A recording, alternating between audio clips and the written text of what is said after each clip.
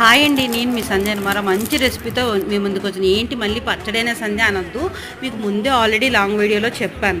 మా ఇంట్లో ఏ రెసిపీస్ అయితే చేస్తానో అదే నేను అప్లోడ్ చేస్తాను. వీడియోస్ కోసం వాటి కోసం ప్రత్యేకించి చెయ్యను అని.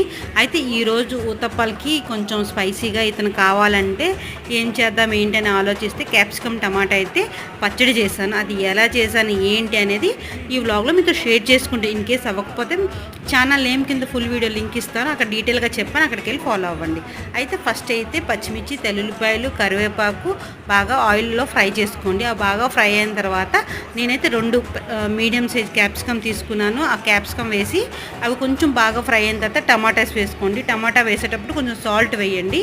ఈ 2 కూడా బాగా ఫ్రై అయ్యి మగ్గిపోయిన తర్వాత బాగా చల్లగా అయ్యాక అప్పుడు మిక్సీ చేసుకొని ఇలా పోపు వేసుకుంటే వేడి వేడి దోశ, ఇంకా రెగ్యులర్గా దోశ, ఇడ్లీ, అన్నం దేనికైనా సూపర్ కాంబినేషన్. క్యాప్సికమ్ టమాటా